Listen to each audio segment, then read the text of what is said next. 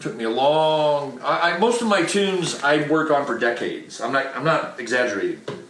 So the one you heard me play last night, I probably wrote that 25, 30 years ago.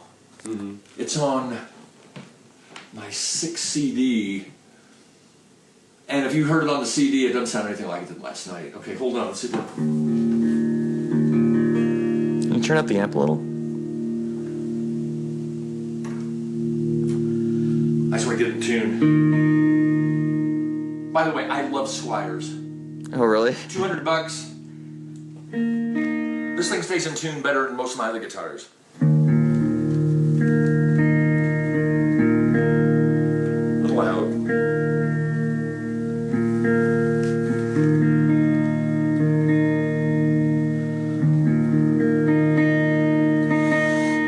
We'll live with it. So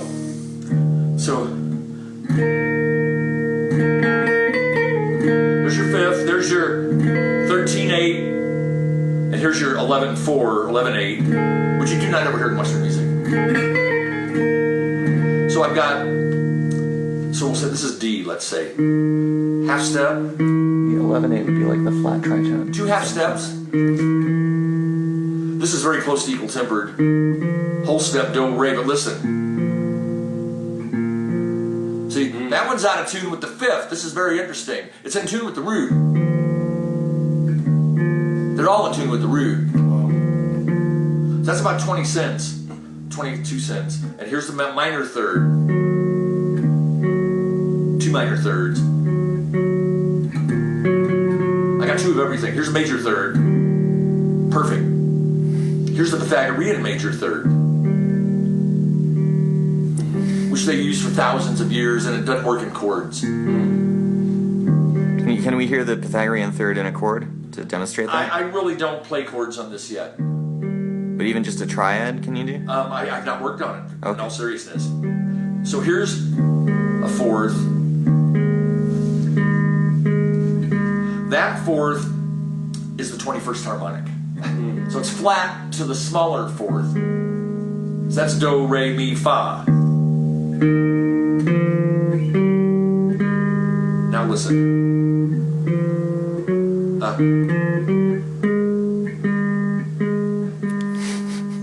Okay, and then there's your 11th harmonic, which I really love. I love that so much. And we got it in 17, so I use it all the time. You do? Yeah. You do? Yeah. Then I have it on my 34 tone. Yeah, it's I mean, it might be like 8 cents off or something, but it works. Okay, the 11/8 is 5.51 cents. Right. Yeah, I know. Okay. So here's the 11/8. This is 23rd harmonic. So it's a flat 5th. There's your 5th. Here's a sharp 5th. And here's the 13/8. Here's a major 6th. Perfect. Here's the Pythagorean major 6th. Here's the 7/4, which I love. Here's another, this is the 29th harmonic. Still a dominant 7. Here's the major 7th. Perfect. 15/8. This is the 31st harmonic.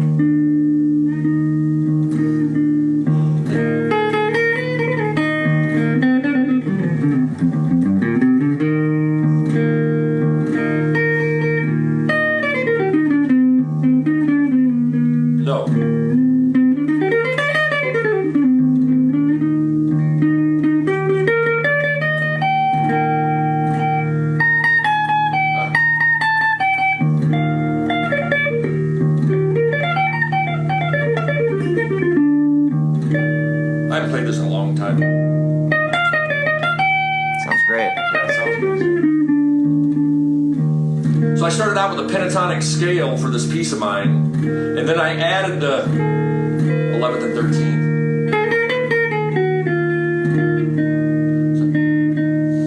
So these are either 18 or 22 cents, and boy, Brian did a fuck of a good job on this.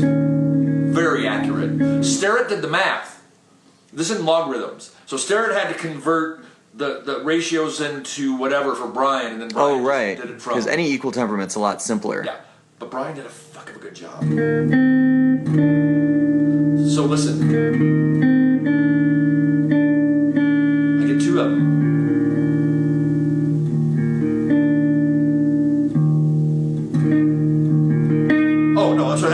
7. Oh, that's the 5th. I got root 5, root 5, root, root.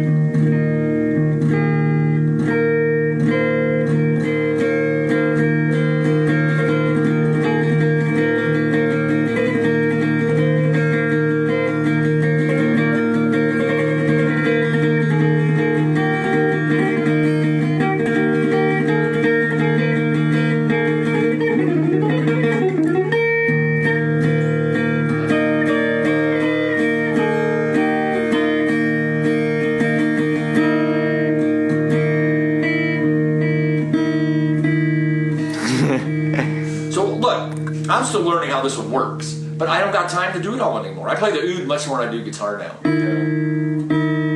But the one piece I wrote for this I really, really like. But you can't beat the 13/8. See, if you play it off the 5th, it doesn't even sound that weird. You said you play more oud nowadays. I do, as a matter of fact. And having a gig has been incredible. I get to play oud every Sunday in church. Oh, nice. Here, hold that for me. Okay. Let me just turn this down. So I'm working on a lot of my own stuff. I am not doing Arabic tunings. I am looking for the notes that resonate the best. I hate the term just intonation. I say harmonic tuning. It's harmonics. So I'm looking. So if I want the major third. Well, J.I. includes stuff that is not necessarily in the harmonic series. Sure. So you're not interested in that stuff. There's a pure third. So I'm just looking for all those intervals in the oud. So I'm coming up with my own concept of tuning. Yeah. So let's see. So here's my take on the second half of Miserlou. Here's the scale.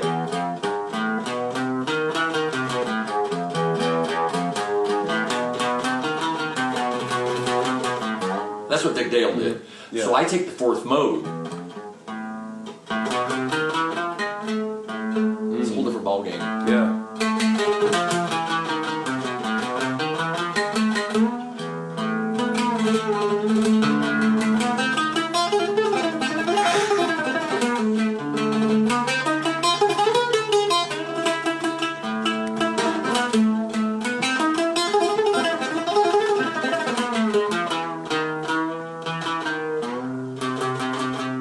Not bad, I'm getting better.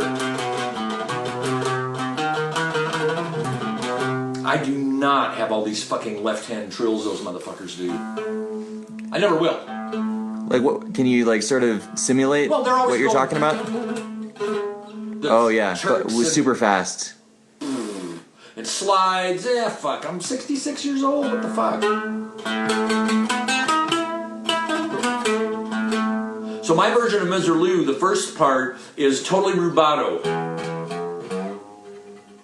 And I just outline the melody. And then the second half is with Blomster on percussion. It's about there. And so then I go to the second mode and I do an improv. I recorded it and don't like what I did. So I'm going to go back and redo it. But you know what? The oud really works off of open strings a lot. So when I can find riffs like this, you get that open ringing.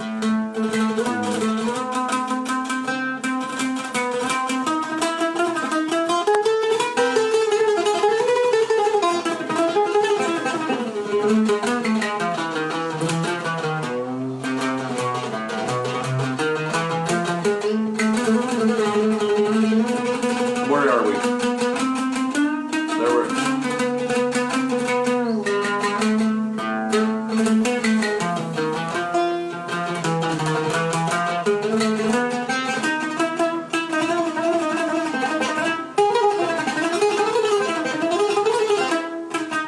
A lot of work went into this. Yeah. A shitload. I even sent one of my improvs to Raheem once. I was very afraid. Was he nice? But he's very gruff. Middle Easterners are really blunt. But he's very funny. He'll go, "Stick man, I'm gonna fuck him up." And then he just hoots. He said that once about another oud player. He said, "Well, how you guys gonna work together?" He said, "I'm gonna fuck him up, Stick man."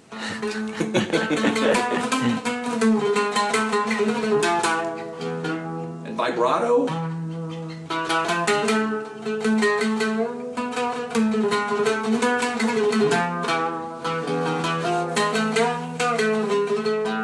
in the church gig, we'll do like an intro when people are just coming into the church, and the keyboard player holds a pad, and I can improvise for 10 fucking minutes.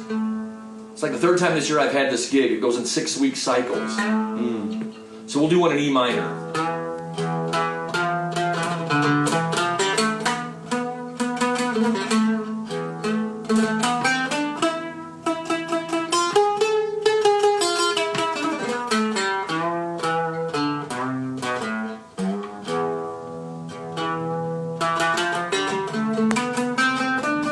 That's basically just Phrygian.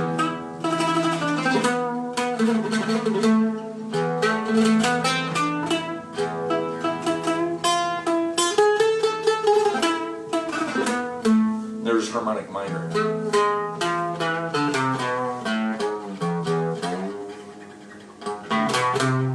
Let's see. So I'm always checking my intonation.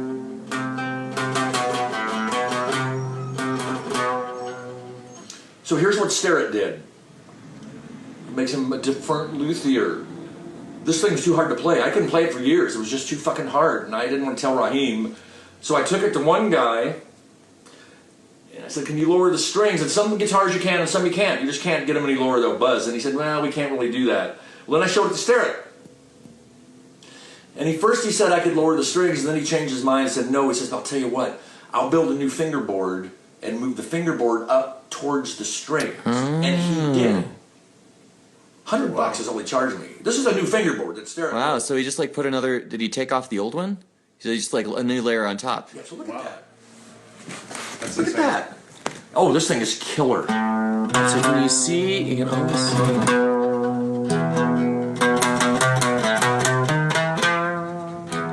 You don't mind if I post this, do you? What's that? You don't mind if I post this video, do you? This is gonna be, I think a lot of people would enjoy this.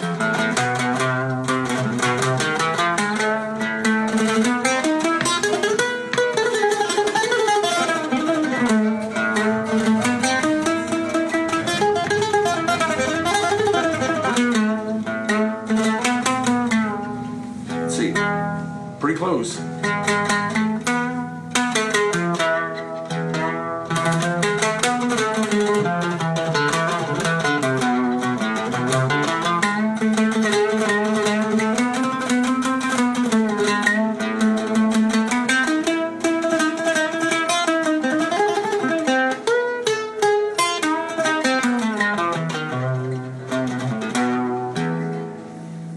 And the mode, Nice. one of the modes we do in church. It's a D Lydian. I love Lydian. But the hard thing, you got to get 3 notes right in that little first fret area. And boy, that's tough. Not bad.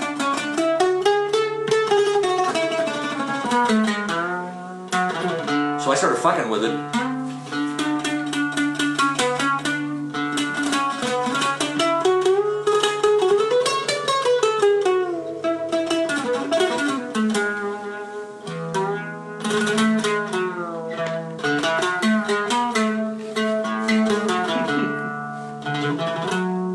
She found a sucker in this guy. That's all she wants to do is sit on people. So people will walk in the door, and she's walking over to them before they can sit down.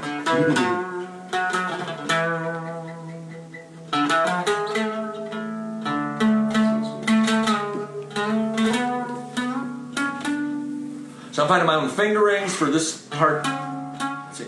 So how do you have it tuned more like a guitar than whatever the Fourths.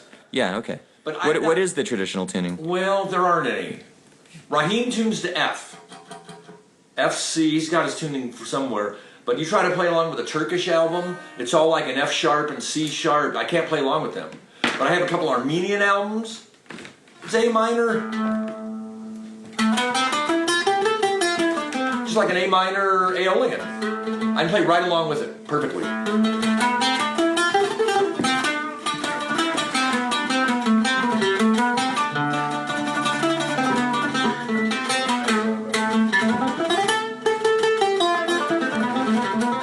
Where is your list? Corner to your left. Anyway, that's probably good for the video. Thank you so much. Thank you. That's really cool. That sounds amazing. Well, this is a beautiful instrument. I put this on because I need it for the church gig. And you said you've been playing this for about 10 years? Very. How far were you after 1 year? Oh, don't even. It's embarrassing. Well, when did you get the fingerboard adjusted that helped so much? Probably in the last year.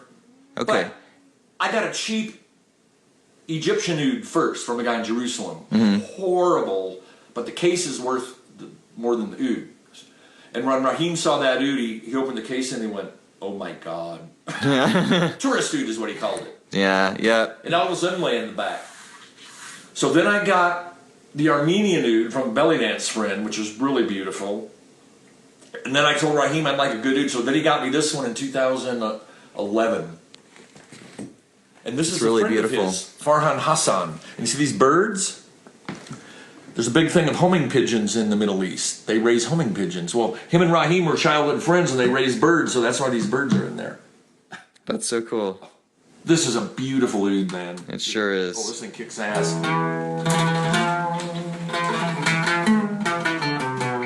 So when I go to Raheem's in Albuquerque, he's got like a family room with a couch and a table, and he'll sit down there playing oud, and I'll get my oud out, just watch for hours, and try to grab a lick every now and then, and he's just fine, you know. And then we'll cook some breakfast, and stick man, what the fuck, you know, what's going on? Neil Haverstick, everyone. Thanks so much.